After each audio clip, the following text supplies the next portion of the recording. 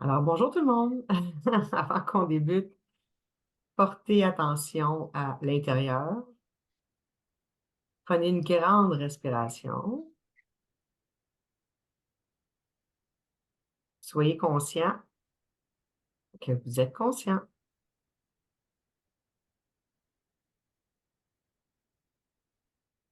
Alors aujourd'hui, je suis accompagnée de deux personnes que vous connaissez très bien. Alors, soit nous avons Akashatai, qui est là aujourd'hui, et Jayatai, que vous connaissez aussi très bien. Alors, je sais que Jayatai vous a mentionné dans l'annonce qu'il a fait pour le cours d'aujourd'hui qu'il serait physiquement et en conscience avec nous, ce qui voudrait dire qu'il ne commentera pas. Cependant, faites-vous-en pas, on va le faire parler d'ici la fin de la séance, ça c'est sûr. Alors, aujourd'hui, c'est la première session d'une série pour vous présenter l'intégration émotionnelle. Donc aujourd'hui, ce qu'on a l'intention de faire, c'est d'introduire l'intégration et de vous présenter les 4 états d'être et d'en faire une courte pratique. Alors, nous sommes ouverts aux questions et sachez, pour ceux et celles qui sont arrivés après l'introduction de Jayatai, en tout temps, durant la séance d'aujourd'hui, vous pouvez nous écrire dans la boîte de discussion ou bien le chat toute question que vous aurez. Alors, faites-vous-en pas et on va les adresser comme on peut les adresser durant la séance. Aussi, et comme vous l'avez sûrement remarqué, la session d'aujourd'hui est enregistrée. Donc, les questions seront dans le chat et Jayatai fera le messager des questions. Alors, pour débuter, on va débuter tranquillement, et si vous suivez les enseignements du Mahajriya, l'enseignement d'aujourd'hui ne sera pas une surprise pour vous. C'est un appel ou un rappel à vous recueillir, une chose qu'on sait faire, mais qu'on ne se rappelle pas toujours. Mhm. Oui. Et pour ceux qui, c'est la première fois peut-être que vous en entendez parler, que ce soit maintenant live ou lorsque vous écouterez l'enregistrement plus tard, ben, sachez que c'est vraiment les bases de ce qu'on appelle l'intégration émotionnelle dans le Majriya. Donc, en fait, hein, la vie, c'est un laboratoire de recherche et développement. Et il s'agit de vivre pleinement, hein, vivre pleinement cette vie-là qui nous amène à se découvrir, à grandir, à s'épanouir. Et effectivement, ça amène une succession de changements constants, d'épreuves, de défis. C'est clair, hein? Ouais. Absolument. Absolument. Alors, la vie est remplie de hauts et de bas. Puis c'est juste quand ce sont les bas qui frappent que ça devient dur à gérer. Mm. On se sent pris à la gorge, littéralement. La respiration devient de plus en plus difficile. On se débat vraiment comme un chat dans l'eau. Puis quand ça arrive, soit on s'agrippe au premier réconfort qu'on rencontre, ou on cherche de façon frénétique le réconfort, des réponses ou la validation, mais de l'extérieur. Puis ça, c'est pas cool du tout. Non, c'est assez souffrant même, hein? C'est clair qu'on peut dire que parfois c'est des petites choses qui nous dérangent, parfois c'est des plus grandes choses. Est-ce qu'on a l'habitude aussi d'attendre peut-être que ça frappe, hein, que ce soit des grosses affaires qui viennent nous ébranler? Mais des fois, c'est juste hein, la disquiétude, comme Mara dit souvent, tu sais, des fois on est un petit peu dérangé, mais parfois ça va devenir de plus en plus important. Mais de toute façon, pour la plupart d'entre nous, on n'a pas nécessairement appris à prendre soin hein, de ces émotions-là, en être conscient. Bien souvent, on ne s'en rend même pas compte. On a, pour plusieurs personnes, en tout cas, on a appris le processus plus d'aliénation, pardon. Tu sais, c'est de résister, c'est de nier. On est dans le déni. Hein. Pour ceux qui connaissent le Majria, on parle beaucoup des dénis aussi. On va en revenir là-dessus.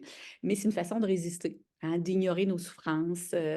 Et là, évidemment, des émotions, c'est de l'énergie. Alors, si on ne permet pas à l'énergie de se libérer, ben, ça finit par ça devient un genre de bourbier d'émotions qui sont pas apaisées, qui sont enfouies parce que ça va se densifier dans le corps. Parfois parce que c'est trop douloureux, parfois, parce qu'on n'arrive pas à le ressentir, c'est trop, ça nous dépasse, ça impacte notre système nerveux, on n'a pas appris nécessairement à le réguler ou encore à gérer tout ça, hein. On devient sous l'emprise. Alors quand c'est refoulé, ces émotions-là sont bloquées, en fait, par des mécanismes de défense qu'on utilise pour nous empêcher, en fait, de le ressentir, mais aussi d'en être conscient, hein. Que ce soit qu'on les banalise, on couvre ça de honte, de ridicule, voyons donc, c'est rien, c'est pas grave, hein, l'orgueil qui embarque, on se fait croire que tout va bien, on essaie de rationaliser, ben non, j'ai pas de raison de me sentir comme ça, voyons donc, c'est pas si grave. Bon, hein, ou on peut même se couvrir de honte ou de ridicule en pensant que je devrais pas me sentir comme ça ou quoi. Et surtout aussi, si vous avez tendance peut-être à avoir une réaction qui peut être démesurée. Tu sais, on est en train de manger, puis là, je te demande de me passer le beurre, puis là, je te dis: «Coudonc, je suis pas ta vache, puis là, je suis pas ton esclave». Puis là, on dit: «Ouh, la réaction est un petit peu un peu, hein?» Et là, évidemment, on se dit: «Ben voyons, hystérique toi là, calme-toi». Puis là, alors on va aller encore plus dans les mécanismes de répression parce qu'on se dit: «Voyons, ça a pas de bon sens, c'est extrême».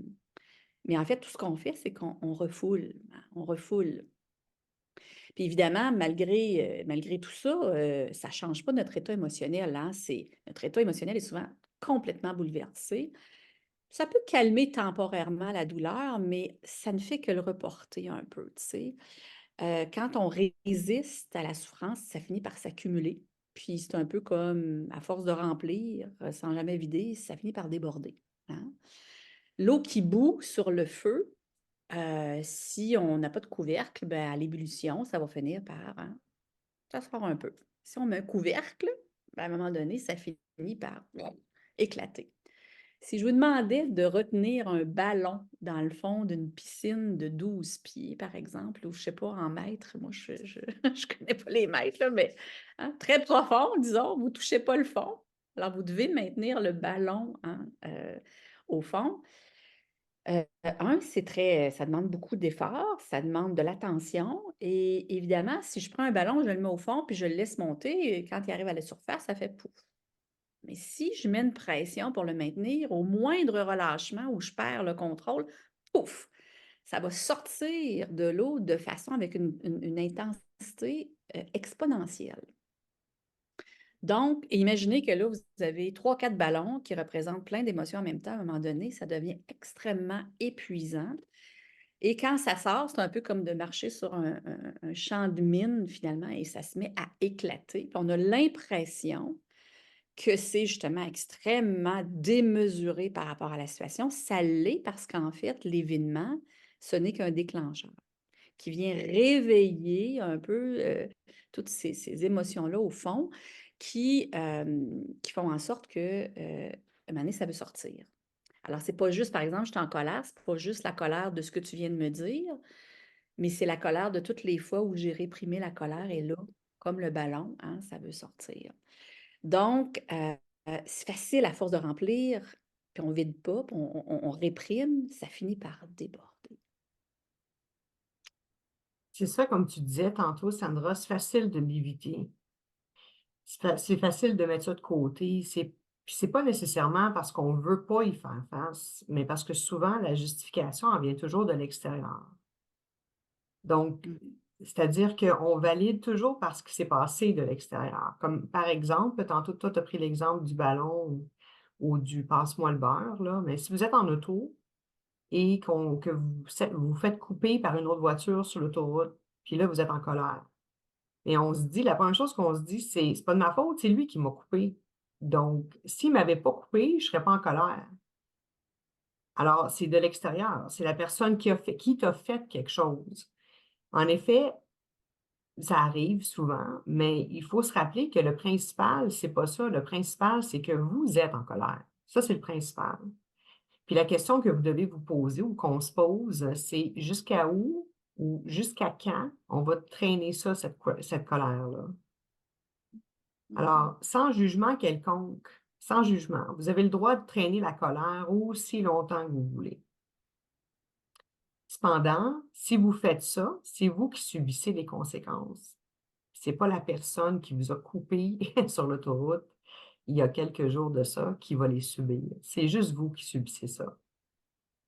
Alors, en disant ça, je veux pas non plus que vous pensiez que vous avez pas le droit d'être en colère. Vous avez tout à fait le droit d'être en colère. Puis en fait, la colère, c'est une joie avec une intensité. Puis ce que je trouve drôle aussi, c'est qu'on accepte beaucoup plus la joie que la colère. Tu sais, c'est beaucoup positif.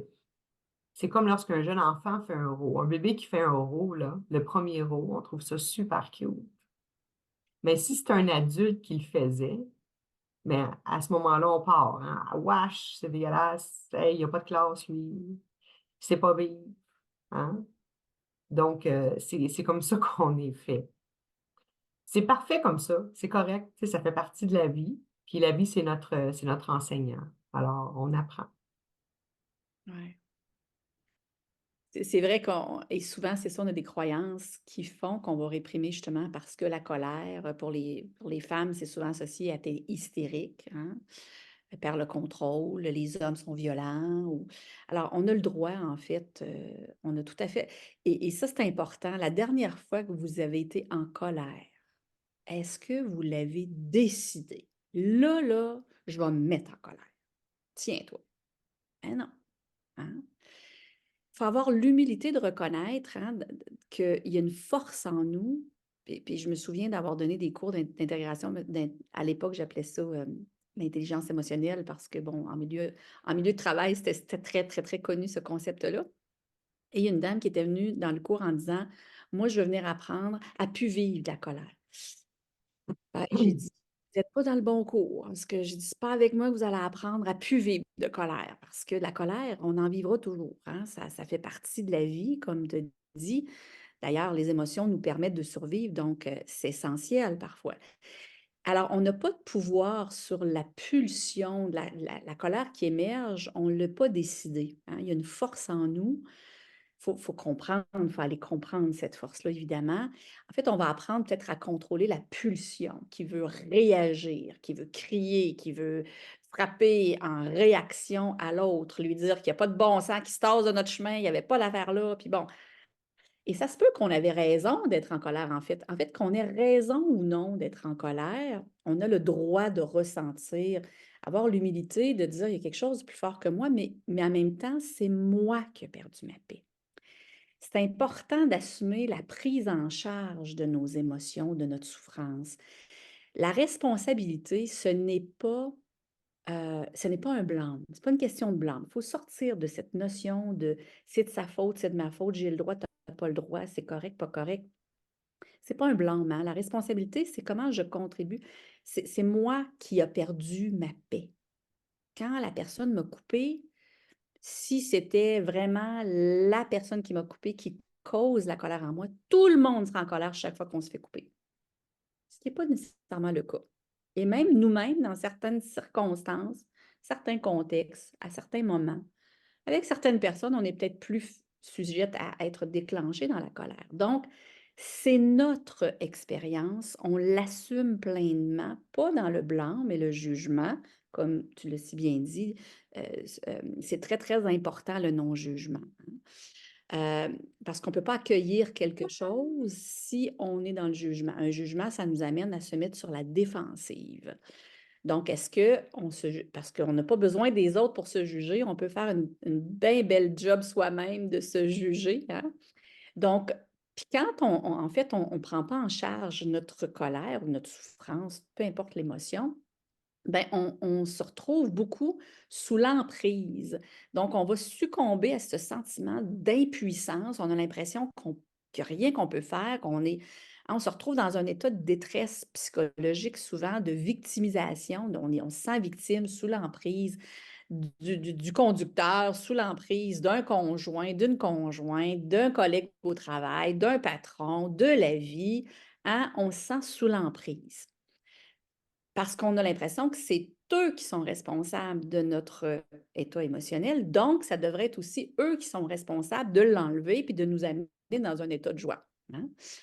Donc, c'est important d'assumer la responsabilité, de prendre conscience qu'on est vraiment responsable parce que là, ça nous donne une emprise sur notre vie. On se sent plus victime, on peut agir là où on a du pouvoir, c'est-à-dire sur soi. On n'a pas de pouvoir sur les autres. On a du pouvoir sur comment nous, on réagit, hein, à cette colère-là de façon à créer un résultat peut-être plus agréable ou moins agréable selon ce qu'on va faire. Et on a pour prendre soin de soi, en fait, hein, c'est nous qui avons perdu notre paix. Avoir l'humilité de reconnaître que j'ai perdu ma paix, donc qu'est-ce que moi je peux faire? Hein? Alors, quand on a une conscience et en spiritualité, dans le Majria, on parle beaucoup. Je pense que l'élément fondamental, moi je dis toujours que notre meilleur allié, c'est la conscience, hein. La pleine conscience, d'ailleurs, si vous allez chercher la définition de la pleine conscience, vous allez voir que c'est de reconnaître ce qui est sans jugement. Il n'y a pas de jugement dans la conscience quand on prend conscience de quelque chose. Donc, on n'est pas là pour analyser, pour critiquer, pour blâmer, pour justifier, pour enlever, pour éliminer, pour... hein, non, on est là pour reconnaître, d'une part, la conscience d'une émotion, pour nous donner cette capacité de l'accueillir. L'accueillir sans jugement, permettre à cette expérience-là d'exister, de se créer un espace sécuritaire, donc de ne pas se juger soi-même, et pour accepter de vivre cette expérience-là, de la ressentir.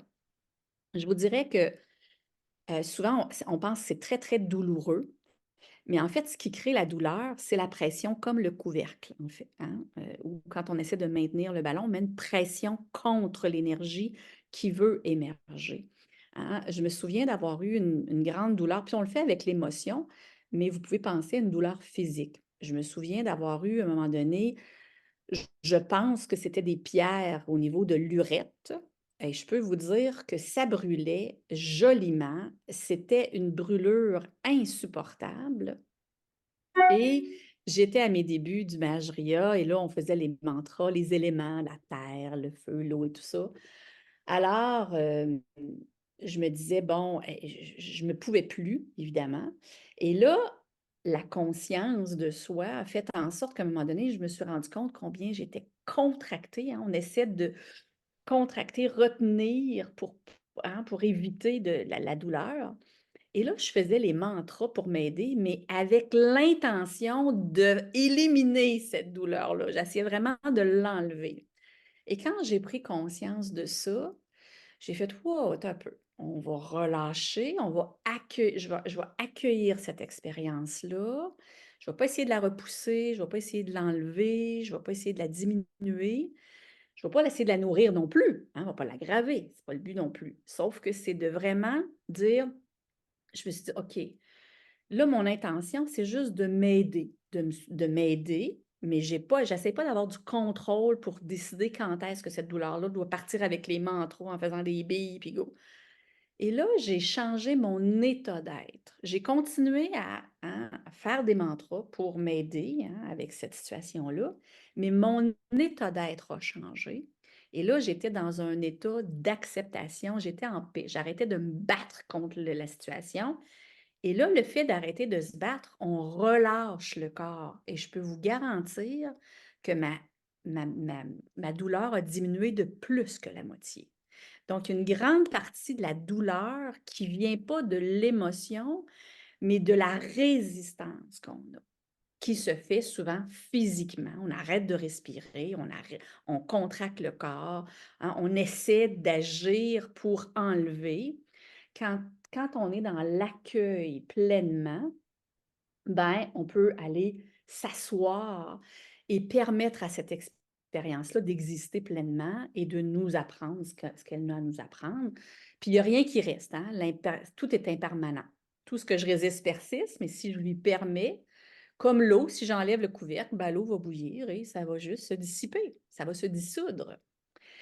Donc, pour nous aider à plonger, si vous voulez un peu, hein, c'est peut-être important de voir, ouais, ben, la souffrance, c'est pas le fun, mais ça a quand même, comme dans n'importe quelle situation, il y a toujours un aspect positif. La souffrance, c'est essentiel.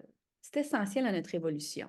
hein. Savoir quelque chose, je peux connaître quelque chose intellectuellement, mais comme on dit aux enfants, touche pas, c'est chaud. Touche pas le rond de la cuisinière, tu vas te brûler. Pour un enfant, aucune idée ce que ça veut dire. Donc, c'est évident que, je sais pas, à un moment donné, il va probablement finir par se mettre la main sur la cuisinière, mais une fois qu'on l'a vécu l'expérience, je peux vous dire que là, hein, on a appris et on va faire attention la prochaine fois. Et on ne peut pas savoir ce qui est le noir, la noirceur, si on n'a pas connu la lumière. Si on vivait dans un monde où c'était la noirceur totale tout le temps, puis qu'on vous parlait de lumière, vous diriez, mais c'est quoi ça, la lumière? Donc, c'est essentiel parce que ça nous donne l'opportunité de comprendre, mais pas comprendre d'un point de vue intellectuel, mais vraiment d'un point de vue de sagesse. Quand on a saisi quelque chose, parce qu'on l'a vécu, souvent parce qu'on est dans un monde, évidemment, de dualité. Donc, par opposition, la douceur, je sais ce que c'est parce que j'ai peut-être connu, hein, la rudesse, la patience, l'impatience. On est dans un monde de dualité. Donc, mais on peut voir ça comme une opportunité parce que ça nous permet de comprendre l'expérience globale, le spectrum global d'une expérience. Tout à l'heure, on vous a dit, Pratitsa, elle a dit, ben, la colère, c'est de la joie, c'est pareil, là. Je suis certaine qu'il y en a qui ont dit, mais voyons, pas pareil, pas du tout pareil, ça. Hein? C'est la même expérience sur le spectrum, hein? C'est l'expérience globale, hein, d'un spectrum à l'autre, que nous, on a tendance à juger de positif, négatif, correct, pas correct. Positif, négatif, est-ce que le négatif d'une batterie, parce que pour qu'une batterie fonctionne, ça prend de l'énergie positive et négative. Est-ce que l'énergie négative, c'est pas correct? C'est pas bon? Non, c'est essentiel. Donc, c'est les opportunités que ça nous donne pour grandir, pour s'épanouir, puis de se développer aussi. Hein, on peut développer notre plein potentiel à travers l'expérience, on l'a dit tantôt, hein, la vie, c'est un laboratoire de recherche et développement et on est avec des habiletés, des compétences. Il faut toujours bien en prendre conscience de ces forces-là, mais tout le reste est à l'état potentiel. Hein, et les défis de la vie, ça nous permet justement de grandir, de se comprendre davantage, de comprendre mieux les autres, de comprendre la vie, de se développer, d'être une meilleure personne, un meilleur parent, meilleur dans son poste de travail, de créer une meilleure équipe, de créer une meilleure société. Hein. Ça permet le développement de soi, hein, de la famille, d'un milieu de travail, de la société, du monde. Hein. C'est intéressant. Il y a deux affaires, Sandra, à Cachetaille, pardon, qui ressortent de ta présentation plus tôt. Là, il y a un, mais comme on l'a dit en débutant, c'est l'expérience. Donc, on oublie que c'est une expérience. Alors, d'une part, c'est une expérience qu'on vit. Donc, comme tu disais, si on n'a pas vécu si on n'a pas vécu la lumière, comment on peut savoir c'est quoi la noirceur et vice-versa. Et l'autre affaire qui est intéressante également, c'est l'accueil. Donc, ici, il y a deux points à retenir, là, hein, l'expérience et l'accueil, parce qu'effectivement, l'outil qu'on présentera, c'est important, l'accueil. Parce que si on ne l'accueille pas, comme tu dis, c'est une question de mettre de mettre la pression du ballon dans l'eau ou juste continuer à nourrir la colère qu'on a. Alors, ou juste continuer à nous mettre la pression, peu importe l'émotion qu'on vit. Donc, Mm. l'outil qui nous permet de contrer ça, évidemment, pour éviter de l'amener trop loin. C'est-à-dire que si je commence par une simple petite colère, puis là, je continue à nourrir, ça devient de la rage. Je continue à nourrir, ça devient de la haine. Donc là, on est rendu à l'autre spectre. Mhm. L'outil s'appelle l'intégration émotionnelle. Donc, Mhm. c'est un processus qui est bien enseigné dans le Mageria, ceux et celles qui suivent les enseignements du Mageria. Puis, pas juste dans le Mageria, mais dans d'autres traditions également, mais ils ne portent pas nécessairement le même nom. Tu sais, des fois, on va entendre Visantara. Des fois, on va entendre Focusing. Mm. Euh, donc, ça ne porte pas toujours le même nom, mais ça revient pas mal toujours à la même chose. Chose que vous devez savoir également, je pense que vous l'avez déjà remarqué, c'est que chaque enseignant a sa façon de l'enseigner. Puis ce qui est important également, c'est que chaque étudiant a sa façon de le pratiquer. Puis ça aussi, c'est sans jugement. Tu sais, il faut se respecter. Alors, il faut se respecter, il faut se connaître et il faut être assez honnête avec soi-même pour savoir c'est quoi la façon ou notre façon de pratiquer l'intégration émotionnelle. Puis quand on fait ça, on ne le fait pas pour le prof, on ne le fait pas pour personne d'autre que soi. Donc, c'est important de le faire pour soi et de se connaître soi. Il ne faut pas se comparer non plus aux autres. Tu sais, on ne comprend pas comment ça se fait que l'autre, c'est plus facile. Ou, il ne faut pas se comparer aux autres. Il faut éviter ça. Puis, pourquoi? Parce que certains sont méthodiques. Donc, je commence comme ça, je m'en vais là, je m'en vais là, 1, 2, 3, 4, 5, 6, là. Puis, il y en a d'autres qui sont très contemplatifs. Puis, c'est bien correct de même. Ça crée pas mal un équilibre comme ça. Mhm. Alors, trouvez votre façon. Ouais. Puis c'est pas parce que vous avez intégré une partie d'une expérience, puis là, ça revient, puis vous dites, ben là, je pensais que j'avais intégré. Oui, vous avez intégré une perspective, un aspect. Hein, il y a beaucoup d'aspects, il y a beaucoup de masques. On verra éventuellement les masques de l'ego, de les intégrer, c'est-à-dire les vivre pleinement, conscient aussi, en être conscient de ces différentes parties de l'ego qui nous habitent. Et de l'accueillir aussi, sans jugement. C'est là pour nous aider hein, à grandir. Mais il y a clairement, parfois, on a l'impression, puis on dit, ah, je pensais que c'était ça, mais finalement, c'est peut-être, mais c'est pas, et c'est pas ou ça, c'est ça et ça. Il y a plusieurs éléments. Alors, c'est normal que parfois, vous allez faire plusieurs interventions d'intégration par rapport à un même événement pour vous permettre de vraiment faire le tour, comme on dit. Hein? Si on s'en va sur une montagne, il y a vraiment toutes les perspectives. Alors, on a vu un angle, oups, là, ah, ce bout-là, je ne l'avais pas vu. Ou encore, on l'a vu, mais là, on est allé encore plus loin, c'est encore plus subtil, hein, ce qu'on comprend de cette intégration-là. Donc, l'intégration, c'est pas quelque chose qui nous met à l'abri de la souffrance. Ah, ben quand moi, je connais ça, je vis plus d'émotions, je vis plus de souffrance, puis ça m'arrive plus de réagir. Non, non, non, non. Ça nous arrive tous, hein, de réagir.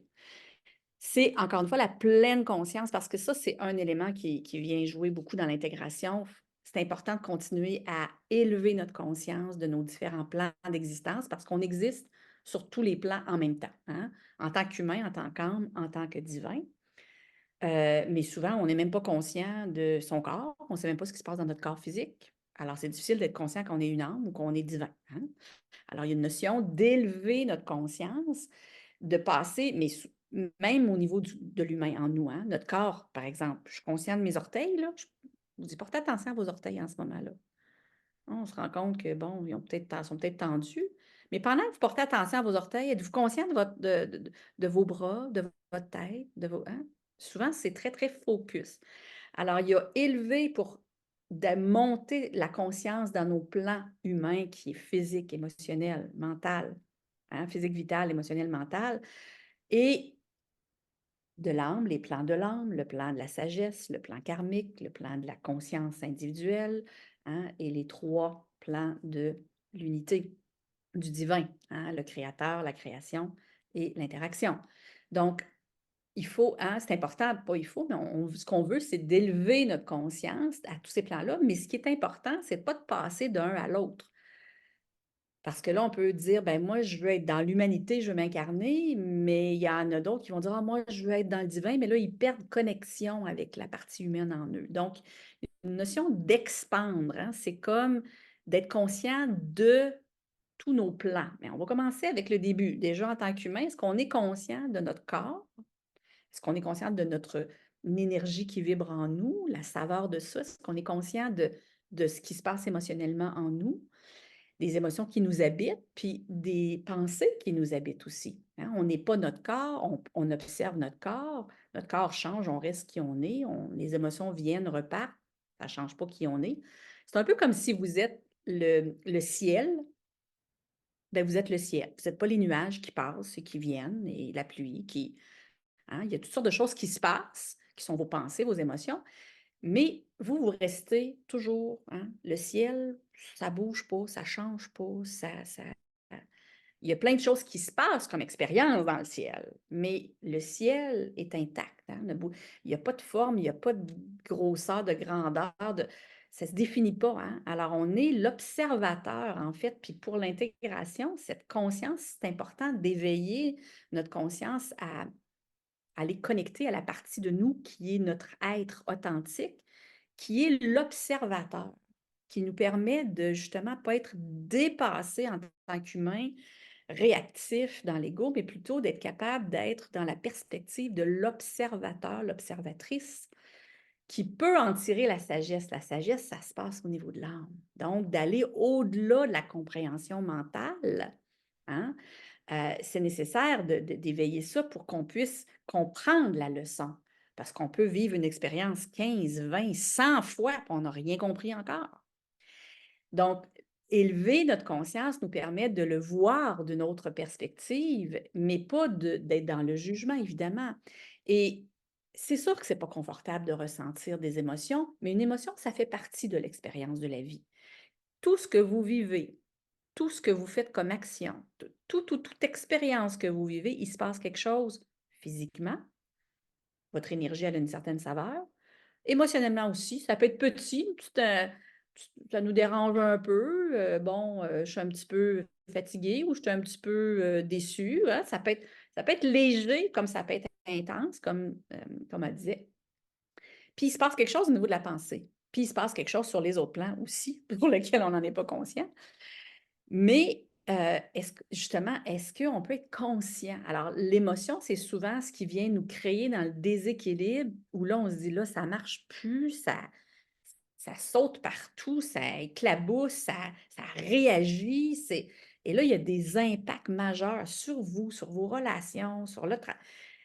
Dans les différentes dimensions de votre vie, c'est là que vous dites, hey, là, c'est souvent la porte d'entrée, hein, les émotions.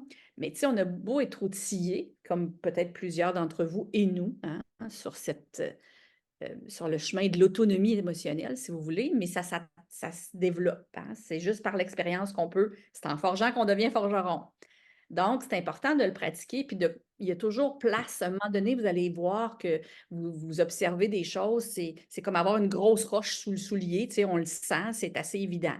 Puis à un moment donné, plus vous pratiquez, plus vous allez être capable de détecter de façon plus subtile la petite roche, le petit grain qui est en dessous dans la petite craque, là. Hein. Là, on commence alors, il y a toujours place à développer davantage, à augmenter davantage de conscience et d'intégration émotionnelle. Et donc, c'est un processus qui est important de prendre plaisir au parcours. Donc, souvent, on pense que l'intégration émotionnelle, c'est juste par rapport aux émotions souffrantes. Mais c'est important d'avoir cette notion d'équilibre. Les gens me demandent souvent comment on gère l'ingérable. Bien, d'une part, c'est important aussi de vous permettre d'aller ressentir, vivre pleinement conscient, vous syntoniser au plaisir, à la joie, au bonheur, pour être mieux énergisé ou équipé, outillé pour faire face aux émotions souffrantes. Donc, on peut prendre plaisir au parcours. Et l'intégration émotionnelle, c'est donc vivre pleinement conscient toutes les expériences, totalement disponible, vulnérable à la vie elle-même. Puis quand je dis vulnérable, là, attention, hein, ça ne veut pas dire, souvent on a une perception que la vulnérabilité, c'est être faible. Oh mon Dieu, que je suis vulnérable. Mais en fait, la vulnérabilité, c'est de se laisser toucher par la vie. Les gens veulent pas vivre de souffrance parce que c'est trop difficile, parce qu'on ne sait peut-être pas comment non plus.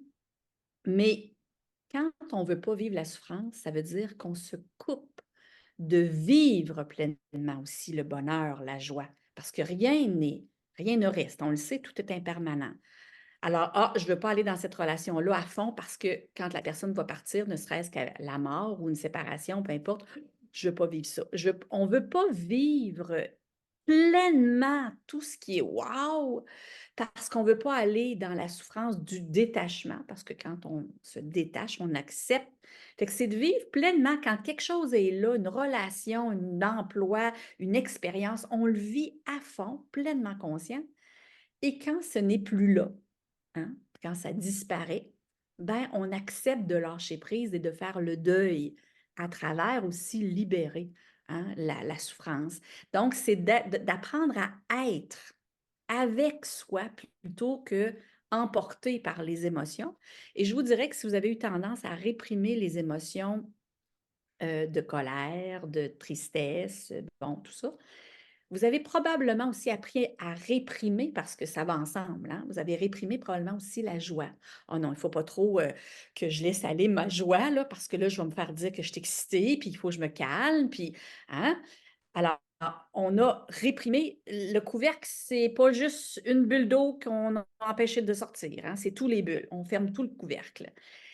Donc, et évidemment, on peut se sentir aussi dépassé par les émotions positives et parfois, on ne sait pas trop non plus quoi faire avec ça. Donc, si on revient à la notion de souffrance qui est souvent la porte d'entrée, ça ne veut pas dire de nous laisser, de laisser cette souffrance-là nous accabler, hein, mais de la laisser nous enseigner ce qu'elle a à nous dire, hein, comme sagesse, puis nous permettre de faire ce qu'il faut pour libérer, pour lâcher prise, hein, vous donner l'espace, le temps et tout l'amour de soi nécessaire, le non-jugement, la bienveillance, hein, toute la compassion pour soi, le pardon. C'est toutes des vertus qui sont intimement liées à l'intégration émotionnelle.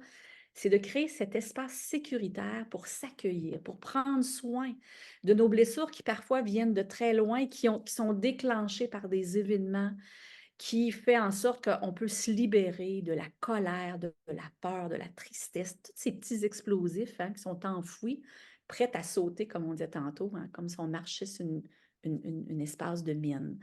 Donc, l'intégration, c'est une technique qui vous permet d'aller au-delà de la compréhension intellectuelle. J'ai beau savoir que ça brûle, mais je ne le sais pas vraiment tant que je ne l'ai pas vécu.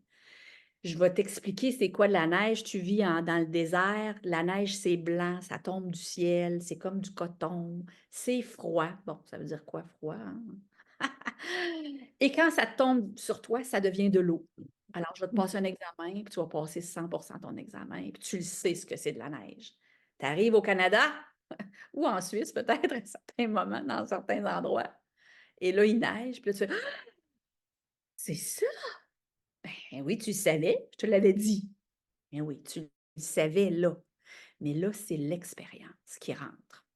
Et donc, la sagesse, c'est ça versus la connaissance, hein? Donc, c'est une technique qui vous permet vraiment de libérer d'une part, hein, mais de aussi, comme on a dit, aller comprendre la sagesse, mais aussi, donc, vivre les difficultés, les souffrances, mais de vivre pleinement la joie, le bonheur, la paix, l'amour. En êtes-vous conscient de ces états-là? Souvent, les gens, on est tellement concentrés sur ce qui ne va pas dans notre vie, puis comment je suis triste, puis comment je suis fâchée, puis on oublie que ces états d'être-là cohabitent. On n'a pas besoin d'être juste dans l'un ou dans l'autre. On n'est pas dans la dualité. Les deux existent, hein? C'est ce qu'on appelle en anglais l'équanimity. Je ne sais pas en français, est-ce que quelqu'un peut peut-être me guider? Equanimity, c'est-à-dire on reconnaît, on est au centre. Il y a les deux. Ce n'est pas un ou l'autre. Il y a ça et ça. Et je peux choisir, donc on est en maîtrise, c'est-à-dire je peux choisir d'aller me syntoniser avec des états de bonheur. Et c'est pour ça que dans l'intégration émotionnelle, chose qu'on oublie beaucoup pour ceux qui le connaissent déjà peut-être, combien d'entre vous qui font de l'intégration depuis un certain temps et que quand vous faites votre intégration, à la suite, à la fin de cette intégration-là, vous faites les bonhommes sourire ou en tout cas, vous allez consciemment vous mettre dans un état de bonheur. Combien d'entre vous? OK. Alors, il y en a que oui, il y en a que non. Et c'est quelque chose qu'on oublie beaucoup. Donc, on va terminer, en tout cas aujourd'hui, en s'assurant qu'on commence à avoir un référent différent de l'intégration émotionnelle, puis de dire, ben, ça peut être aussi, c'est quelque chose qui est de se mettre dans un état d'équilibre qui va aller chercher justement des états de bonheur. Donc, élever la conscience de soi, développer la maîtrise de soi, calmer le mental, cultiver l'ouverture du cœur, retrouver cette paix intérieure. C'est ça que l'intégration émotionnelle nous amène pour nous permettre d'évoluer parce que la vie, c'est un laboratoire de recherche et développement. Donc, on peut évoluer librement sans être pris à travers tout ça sous l'emprise de. et qu'on puisse évoluer dans l'amour et le bonheur. On n'est pas obligé de toujours être dans la souffrance pour évoluer. Donc, ça permet d'avoir une plus grande connaissance de soi, meilleure confiance en soi, meilleure maîtrise de soi. On se sent plus équipé pour s'ouvrir, pour s'accueillir, pour se libérer sainement sans que ça soit déversé chez les autres quand on vit des émotions. On est plus serein aussi face aux événements qui sont troublants. Donc, dans les conditions favorables qu'on va mettre en place pour amener cet outil-là, c'est se permettre d'être vulnérable, se créer un environnement sécuritaire sans jugement pour s'accepter, hein, s'accorder du temps, du respect de soi et un rythme. Et toutes les expériences, je l'ai dit, sont vécues sur tous les plans d'existence. Donc, quand on veut une émotion, ça se manifeste aussi dans le corps et on a des pensées qui viennent avec ça. Hein? Est-ce qu'on en est conscient de ça? Peut-être plus tard, vaut mieux tard que jamais. Alors, l'idée, c'est d'accélérer un peu, pas forcer, mais de devenir de plus en plus conscient plus rapidement. Sandra, avant qu'on continue, il y a encore deux mots qui sont super Oui. importants de ce que tu as dit. Le premier, c'est la vulnérabilité. Et le deuxième, c'est un espace sécuritaire. Fait que, donc, un espace sécuritaire dans lequel on peut être vulnérable. Puis ça, c'est un espace qui est juste à nous. Hein, quand on fait de l'intégration émotionnelle, on le fait, comme je disais tantôt, on le fait pas pour quelqu'un d'autre, on le fait pour nous. Donc, ce sont des mots-clés, ça. Ce sont des mots importants on oublie parfois. Mais aujourd'hui, on ne fera pas d'intégration émotionnelle. Aujourd'hui, on vient à la base de la base qu'on oublie souvent. Et c'est de revenir à soi. Donc, c'est d'éveiller la conscience sur tous les plans que tu as nommés, tous nos plans. Alors, aujourd'hui, ça va être assez facile et désolé pour l'expression anglophone, chill comme concept pour le premier cours. Donc, si vous êtes prêts, alors on va s'asseoir confortablement et on va porter attention à l'intérieur. Et là, on l'entend souvent, ça. Porte attention à l'intérieur. Hein? Qu'est-ce que ça veut dire? On porte attention à quoi quand on porte attention à l'intérieur? Donc, ça veut dire qu'il faut intégrer notre corps. Si vous n'êtes pas capable de le faire, d'intégrer le corps complet, concentrez-vous sur un point dans votre corps. C'est-à-dire, concentrez-vous, comme Sandra l'a dit tantôt, à ton gros orteil. Concentre-toi là. Ça peut être l'orteil. Il y en a qui sont plus chakras. Donc, ça peut être, je vais me concentrer à mon chakra du plexus solaire. Puis il y en a, c'est plus, ben moi, je suis plus cœur. Fait que je vais aller me concentrer sur le cœur. Puis, tranquillement, quand tu te concentres comme ça sur un point, ton attention va se porter éventuellement sur ton corps en entier. Donc, c'est comme si, à un moment donné, vous allez, là, je donne des exemples. Si ce n'est pas ça que vous vivez, ne vous inquiétez pas. Mais c'est comme si, à un moment donné, tu vas commencer à sentir l'écoulement de ton sang. Tu vas commencer également à sentir la vibration de ton corps. Donc, tu vas être à l'intérieur. Puis, quand vous ressentez ça, soyez pas surpris, c'est vous, ça. Quand on fait cette pratique-là, puis à chaque fois qu'on la fait, on dirait qu'elle est différente parce qu'on réapprend à se connaître. Parce que, et comme on le dit, hein, il n'y a rien d'impermanent. Il n'y a rien de permanent, pardon, tout est impermanent. Donc, vous n'êtes pas la même personne que vous étiez hier. Tout change. Alors, prendre le temps de faire ceci, c'est important. J'ai constaté, moi, que dans plusieurs cours ou dans plusieurs enseignements, on le dit rapidement. Porte attention à l'intérieur, puis là, pouf, on part, comme si on savait, hein, on était capable de faire ça en cliquant des doigts, de porter attention à l'intérieur. Donc, prenez le temps de le faire, prenez la pratique de le faire, puis éventuellement, ça rentre automatiquement. Donc, une fois bien établi, tranquillement, on commence à respirer. Il y en a qui disent, ben, je respire déjà. Effectivement que vous respirez déjà. Donc, on commence à respirer, on vit pleinement et consciemment cette respiration-là.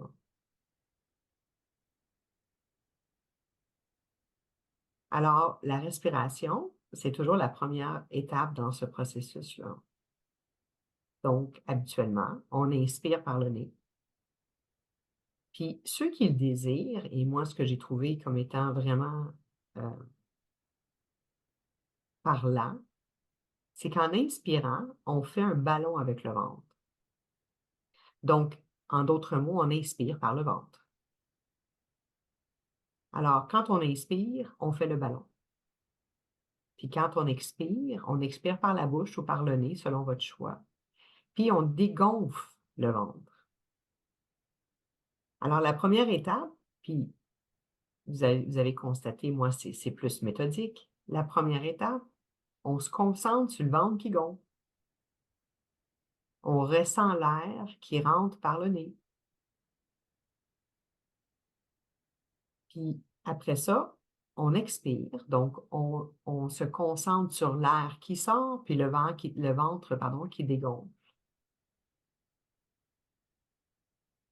Puis à un moment donné, vous allez vous concentrer sur ces 2 actions-là en même temps. Donc, systématiquement. Alors, l'air qui entre, qui fait gonfler le ventre, puis l'air qui sort, qui fait dégonfler le ventre.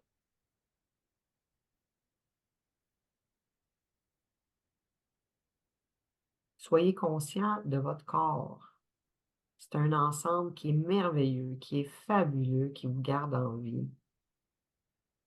Votre corps, vous savez, il travaille par lui-même. On respire de façon mécanique. Je le sais, on le fait souvent. On est souvent, comme disait Akasha-tête tantôt, on est souvent dans notre tête, dans notre mental. On respire de façon mécanique. Mais là, on n'est pas là, là. On est on l'est là, dans notre endroit sécuritaire, là.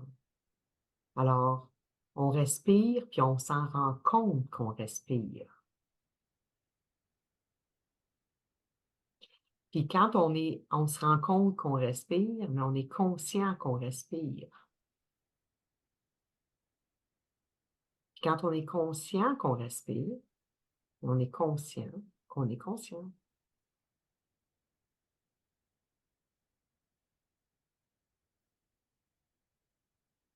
Alors, on respire consciemment.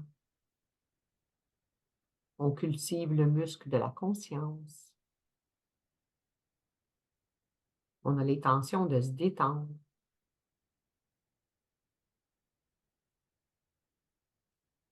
Puis on est conscient qu'on est conscient.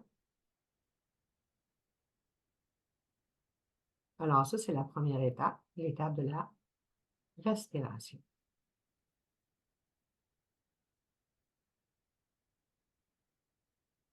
Donc, le deuxième état, c'est d'habiter. C'est l'état physique. Fait que là, on a déjà commencé à faire des petits pas, là. On est allé concentrer sur le gros orteil, on a commencé à se concentrer sur notre ventre. On s'en vient, là, tranquillement. On s'en vient. On a toujours cette intention-là de se détendre. Puis là, on rentre à l'intérieur de notre enveloppe. Puis on ne se limite pas à un endroit. Tantôt, on voulait juste porter attention. Là, on ne se limite pas à un autre endroit. On rentre tout à fait à l'intérieur. On rentre dans la réalité physique de notre corps, consciemment. Alors, à l'intérieur de votre enveloppe, à vous, c'est chaleureux. C'est un endroit qu'on a choisi. C'est paisible ici. C'est sécuritaire ici. Il ne se passe rien. Ton organisme continue à travailler comme il doit travailler. Il n'y a aucune menace. On est seul, mais en même temps, on ne l'est pas. On est accompagné. Concentrez-vous sur la vibration maintenant de votre corps à l'intérieur. On y a touché tantôt, on y retouche. C'est comme rentrer dans l'eau froide. Il y en a qui rentrent tranquillement. Il y en a qui plongent dedans. Donc, méthodiquement, vous pouvez rentrer tranquillement. Mais cette fois-ci, on reste là. C'est un peu comme lorsqu'on est dans l'eau. Puis je m'explique. Mettons, dans une piscine ou dans un bain. Moi, je suis plus piscine que bain.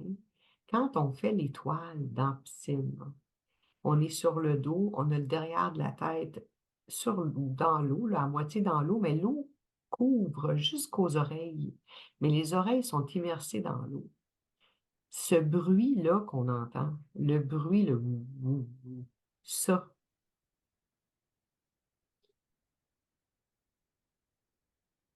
on est soutenu. Ça, c'est à l'intérieur de nous. On est soutenu par notre corps. Puis en même temps, on continue à respirer.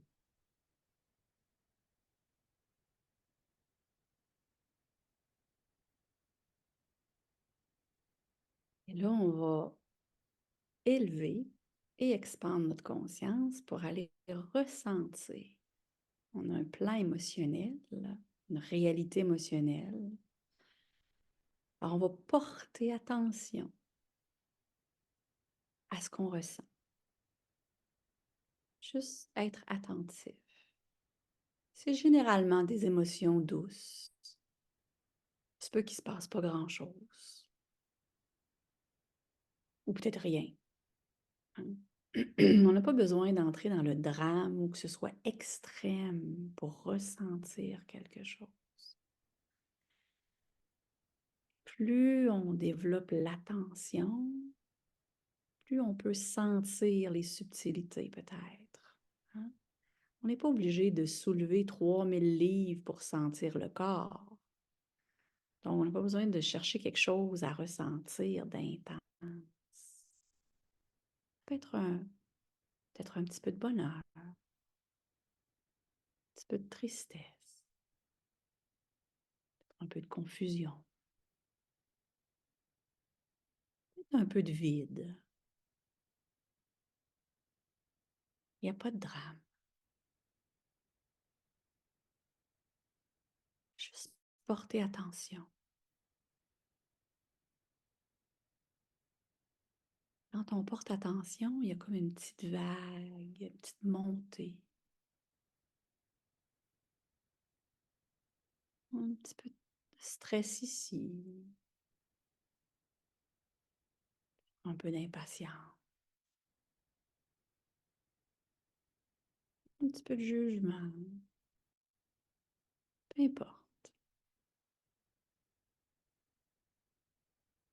Souvent, on pose la question comment ça va? Ça va. On répond très rapidement. On ne prend pas le temps, comme Ram disait, pour prendre le temps de vraiment sentir la respiration puis de vraiment s'habiter dans notre corps. On ne prend pas le temps de se ressentir.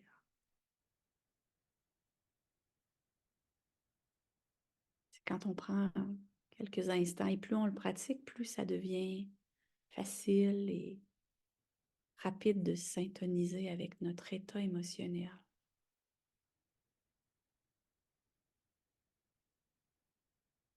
Porte attention, sans jugement, sans essayer d'enlever ou de comprendre.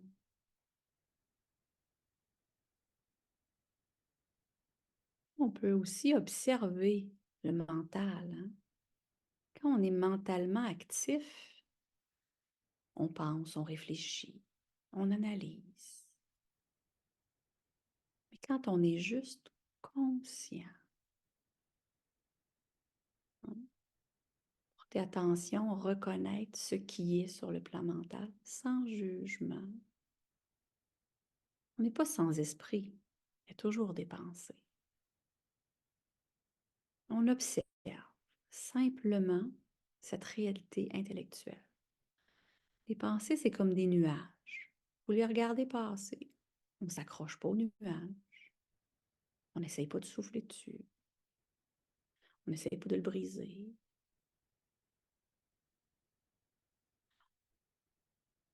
On n'intervient pas dans l'observation.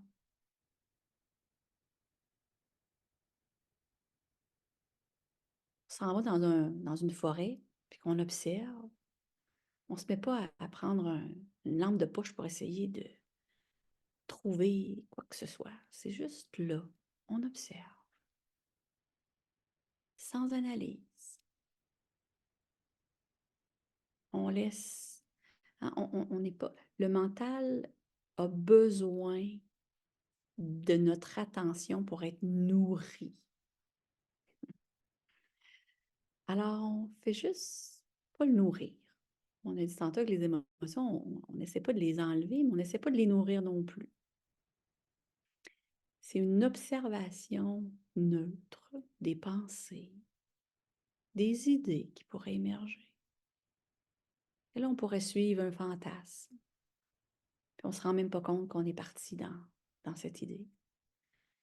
Et quand on s'en rend compte, parce que là, la pleine conscience nous fait prendre conscience qu'on est en train de nourrir ou d'aller vers, hein, de suivre cette idée-là, on revient tout simplement dans la position de la conscience pure, de l'observation.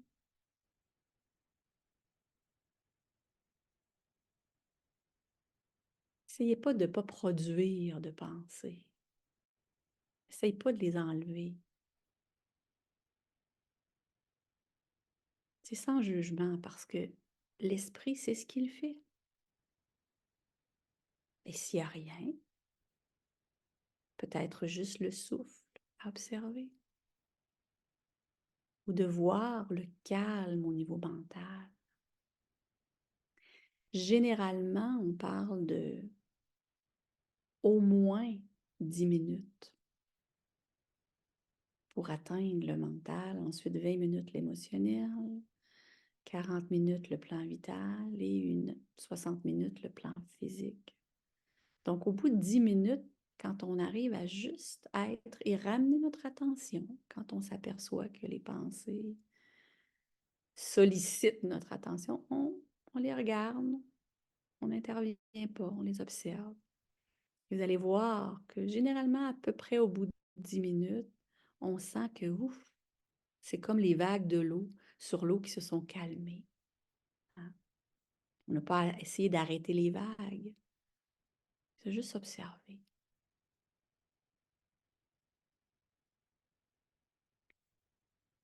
Ces 4 états d'être qui sont en fait les 4 états de conscience de la pleine conscience. Respirer, habiter, ressentir, observer. C'est un état de conscience unifié. C'est une seule et unique chose qu'on vient de vous décortiquer en 4 éléments. C'est être conscient de tout son soi, ce qui se passe dans mon corps, mon énergie qui vibre en moi, la saveur de ça, mes émotions, mes pensées. C'est la base de l'intégration émotionnelle. Je vais vous inviter à choisir, dites-vous à l'intérieur, je choisis de vivre pleinement conscient, de me syntoniser à mon état de bonheur intérieur. Et là, je respire dans le bonheur. Et j'imagine que toutes les cellules de mon corps sont des bonhommes sourires. Ça peut être une autre image qui vous fait sourire. Et ces petits bonhommes-là, c'est toutes les cellules dans votre corps qui transportent la joie partout, hein, dans tout votre corps.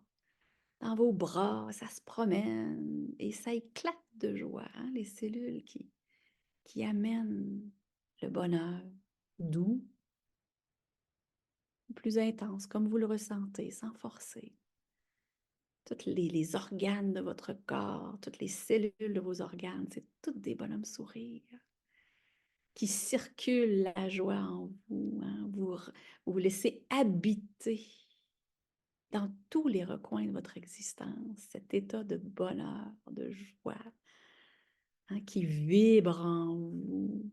Vous ressentez l'énergie du bonheur, la fréquence du bonheur qui irradie de votre corps. qui se dégage même à l'extérieur de votre corps. Vous goûtez la saveur. Vous ressentez la joie. Il y a peut-être un sourire qui s'installe sur votre visage. Hein? C'est des émotions de joie. Et vous observez aussi vos pensées qui sont positives, hein, qui sont teintées par cet état de joie, comme si on avait ouvert un robinet, hein, on avait ouvert la source à l'intérieur de nous, où se trouvent tous ces états d'être. On respire dans la joie, se laisse habiter dans tous les recoins de notre corps, cette joie qui éclate en nous, qui circule dans notre sang, notre énergie qui vibre, qui irradie. On ressent la joie et on l'observe. Observe la joie dans notre corps. On l'observe, l'énergie qui vibre en nous. On l'observe sur le plan émotionnel. On observe nos pensées qui sont joyeuses, douces. Conscient et consciente de cet état d'être. Mon corps, hein, est bonheur. J'irradie la joie et le bonheur. Mon cœur est bonheur. Mon esprit est heureux. Je suis bonheur. Une seule et unique expérience. Conscient d'être conscient de cet état d'être qui m'habite, qui existe, qui vibre, qui irradie. Alors, tout en gardant conscience de cet état d'être, de bonheur intérieur, j'expande ma conscience pour prendre aussi conscience de mon environnement, des bruits qui m'entourent, de la température de la pièce, des vêtements sur ma peau,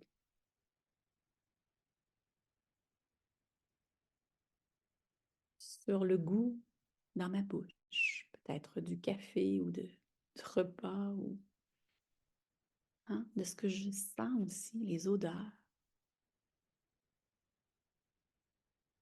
Et lorsque vous êtes prêt à ouvrir les yeux, aussi conscient de ce qui vous entoure, de ce que vous voyez.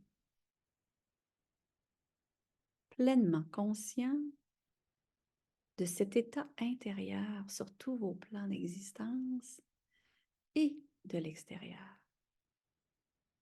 Une seule et unique expérience.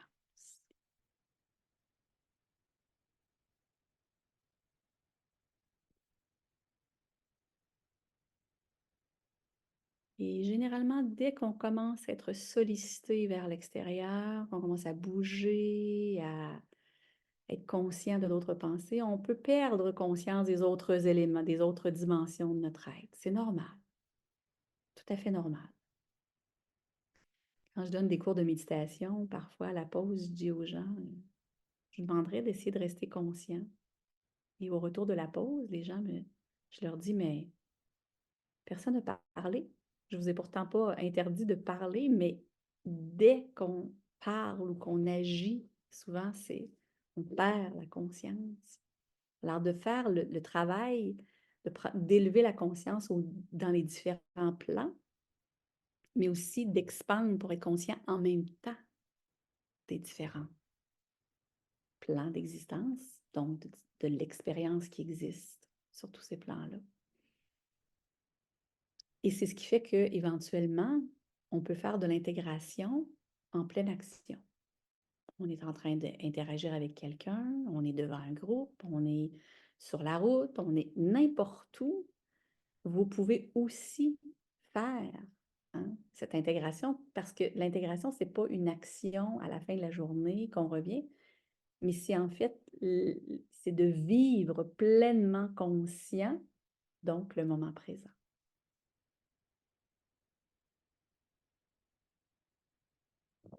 On pourrait aussi, en se réveillant tranquillement, faire une respiration vocale. Donc, la respiration vocale, elle touche beaucoup à votre vibration. Et selon votre choix de respiration vocale, là, si je regarde Jayata, il fait des Yohan. Alors, prenez-vous une lettre selon ce que vous pensez, que peut-être que vous voulez travailler ou que vous voulez ouvrir comme chakra. Ou tout simplement juste une simple respiration vocale pour vous ressentir à l'intérieur. Donc, la vibration va venir s'ouvrir à l'intérieur. Ah.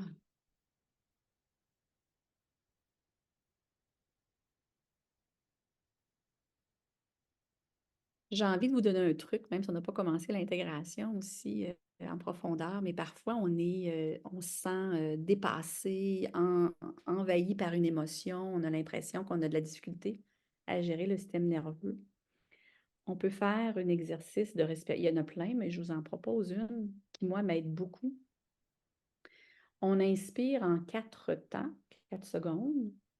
On retient, sans contracter évidemment, juste retenir la respiration pour 4 secondes. Et on expire pour 4 vocales. Ah! 4 secondes et encore, là, on retient dans le sens qu'on ne réinspire pas tout de suite. Là, on attend 4 secondes. Donc, on inspire. 1, 2, 3, 4. On retient. On expire. Ah!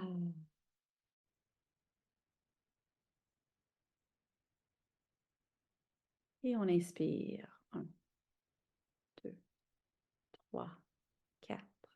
On retient. On expire. Ah!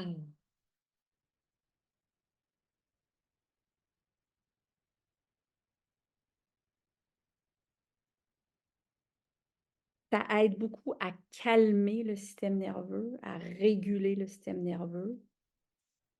Et pour nous aider parfois, on n'est peut-être pas toujours en capacité sur le moment de faire l'intégration aussi. Donc, c'est un moyen pour nous aider à réguler le système nerveux de façon à se calmer, arrêter la réponse de stress, pour être en mesure de faire l'intégration peut-être plus tard ou dans quelques minutes, dans cet espace sécuritaire dont on a parlé. C'est intéressant, ça aussi, à Cachatai, quand on parle de respiration, il y a une panoplie de méthodologies, de façons de respirer qui ouvrent tout plein de choses. Donc, peut-être qu'on pourrait aussi l'insérer. Là. Je pense juste au pranayama, Ayana, enseigné dans le Majriya. Pranayama ou prana? Pray- Ayanama. ouais. Oui, enseigné dans le Majriya. Donc, on pourrait peut-être aussi faire des petites capsules de respiration avant même de débuter l'intégration émotionnelle. Et tout ce que vous pouvez faire comme exercice pour augmenter la conscience. Il y a des pratiques qui vont aider justement pour l'intégration, pour être plus conscient, que ce soit les mantras de la paix, les mantras de la compassion, les mantras, le Yohan aussi, qui va vraiment ouvrir, qui va élever la conscience, qui va vous permettre d'aller avoir accès à plein de choses à l'intérieur. La respiration, la méditation des plans de conscience, ce qu'on a fait là, mais de façon en méditation, méditative. Il y a plein de choses comme ça que vous pouvez faire pour vous, en accompagnement, pour aider à soutenir votre pratique d'intégration. Mm. Mmh. Ce que j'aimerais dire, c'est mettez-vous pas la pression parce que tu as mentionné la paix. La première chose qu'on fait, c'est le mantra de la paix. Hem et quand la paix, c'est aussi l'acceptation puis l'accueil. Donc si vous êtes en état d'acceptation puis d'accueil, guys, puis que vous pitchez le mantra de la paix, que vous n'êtes pas dans un cas d'acceptation, je m'excuse, et d'accueil, puis que vous pitchez le mantra de la paix, vous allez être en réaction full. Mmh. Alors, tu sais, si vous voyez respectez-vous, ceux et celles qui si ça marche, tant mieux, ça marche, mais pour certains, ça marche pas. Donc peut-être essayer d'autres choses, comme disait Akashatay, faire respiration, faire les one, faire les 4 états d'être. Et par la suite, quand vous êtes un peu plus calme, là, à ce moment-là, intégrer les mantras de paix. Et c'est intéressant ce que tu amènes parce qu'en fait, souvent, hein, on dit: «Ben là, je vais intégrer ma colère, mais là, je suis pas en paix, justement, avec le fait que je suis en Mmh. colère». Ben là, forcez-vous pas à intégrer la colère. Ce qu'il y a à intégrer, parce que l'intégration, c'est d'être dans la pleine conscience de ce qui est là, ici, maintenant, dans le moment présent. Et dans le moment présent, c'est que je suis pas en paix, en résistance. Mmh. Donc, on intègre quoi? On intègre la résistance. On respire dans la non-paix. Je suis pas en paix, je suis en résistance. On respire là-dedans, on accueille ça. On part d'où on est. L'intégration, c'est d'intégrer. Donc, avant même, c'est ce qui fait que, par exemple, on n'arrive pas à intégrer parfois l'abandon ou le rejet ou la culpabilité parce que on est dans le déni, dans la peur, dans la honte, hein, dans l'orgueil.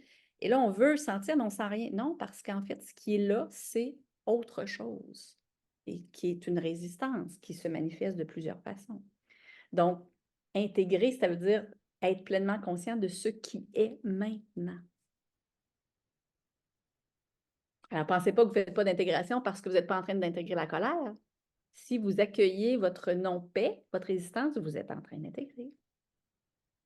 Mmh. Juste pas ce que vous vouliez contrôler, que ce soit tout de suite la colère, genre, ou autre chose. Mhm. C'est ça, Ouais, super. c'est une ouverture. Ouais. S'il y en a qui aimeraient écrire des commentaires, appréciations, questions, approfondissements, faites-le dans le chat, puis je vais ramener le tout à mes deux partenaires.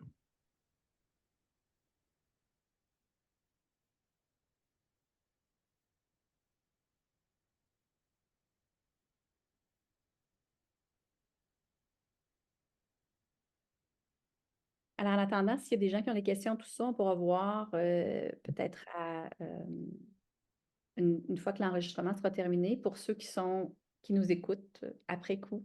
Alors, on vous invite à nous joindre pour la partie 2, hein, où là, on va aller vraiment plus décrire justement les étapes de l'intégration. On va pratiquer l'intégration ensemble pour l'expérimenter, pour le vivre, pour en avoir l'expérience. Alors, on va adresser. Donc, si vous revenez, hein, pour ceux qui vont revenir ou qui vont écouter la deuxième partie par après, peut-être arriver avec des états qui ont peut-être été plus difficiles à ressentir ou à vivre, de façon à ce qu'on puisse vous accompagner dans ce processus-là.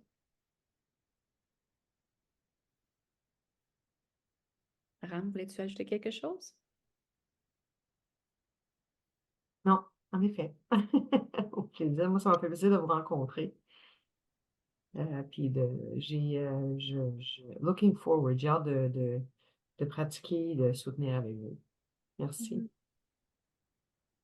De mon côté, il n'y a pas eu rien qui a été écrit sur le chat. Un immense, immense, immense merci pour cette présentation-là. Vous avez travaillé super méga fort, les filles. Super bel job. C'est deux autres évêques qui sont disponibles au Québec. Si jamais un jour vous avez senti des affinités, des connexions, des intérêts particuliers, je n'ai pas.